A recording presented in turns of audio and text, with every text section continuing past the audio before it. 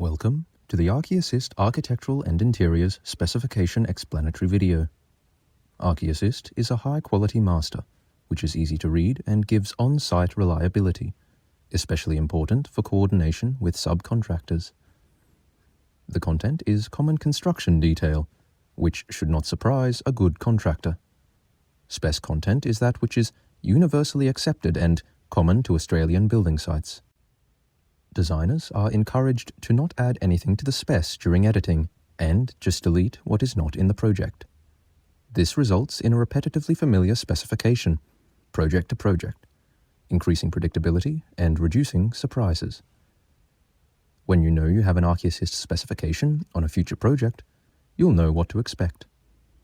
Designers draw or schedule the project-specific selections they make. People are most comfortable with drawings and schedules. Putting this detail in the spec means things tend to get buried.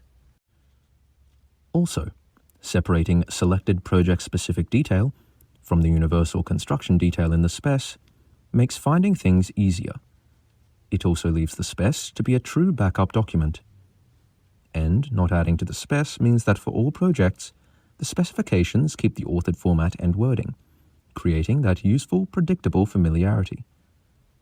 The master is a single Word document, which is very concise, with items specified in one place, so it is easier to read and navigate. A smaller, more concise spec means it can more efficiently become part of subcontractors' documents, and it is more likely the spec will get read. Let's now look at some specific features. Here is the list of sections in the landscape specification. Sections are element-based, not trade-based, because it is difficult to exactly define a trade, and with it comes a lot of detail overlap and repetition. A subcontractor's scope can be written on a sheet of paper, and with the concise spec, they can easily find what they need to find in it. Designers are advised to keep all sections.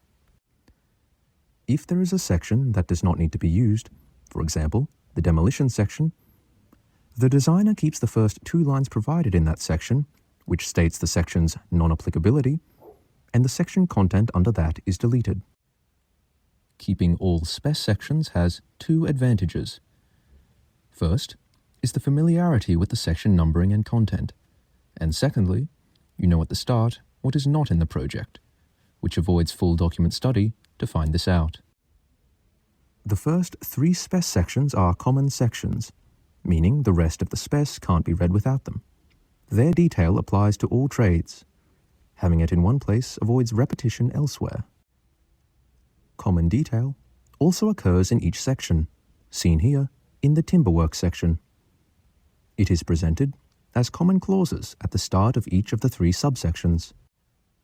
The common detail is referenced many times throughout the spec, including at the start of each section's subsections, and in each page header, which identifies important information. This focus on common and fundamental detail means it is seen, avoiding problems later. Spec descriptions are self-explanatory, and language used is simple for user-friendly reading. Performance plain English descriptions of product or material attributes, without any manufacturer's names, are used. Products or materials described this way become contractors' selections, governed by the preliminaries contractor material selections. Know that the superintendent can have the builder provide checking detail of anything relating to the contract, specified in the preliminaries superintendent compliance requests. Italicized defined words are used. This is done in industry contracts and in the NCC, but is rarely done in specifications, which is unacceptable. You need to know a defined word when you see it. Builder administrative items are submissions and notifications, identified by the words notify and submit, written italicized, bolded, all capped, so they stand out. Hold and witness points are not used. Instead, the superintendent is timely notified of a future inspection and has the choice to act on it. Specification complexity demands a repetitive, predictable format. All technical sections that is Section 2 onwards, have the same 3-subsection format. Subsection 1 has the same 5 clauses, each with the same leading content. And subsections 2 and 3 each lead with a common detail clause. Spec complexity also demands an effective navigation system. Readers often go straight to the section they think might have the detail they need, for example, in the timberwork section, to look through that section. With ArchiAssist, however, if the reader can't find the details in their first quick search, they go to referenced documents at the start of that section to find it. The specification aims to be as reliable and safe as possible, closing even little gaps that can lead to on-site disputes.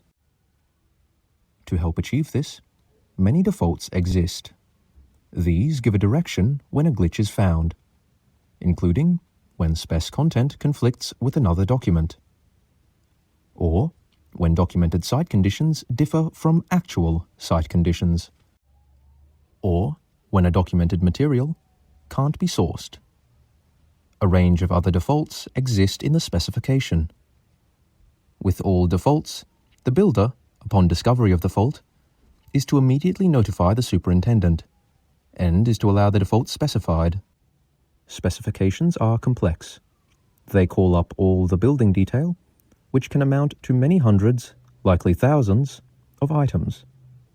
So, they need to be comprehensive and predictable, but also simple, practical, and user-friendly. ArchiAssist achieves all of this.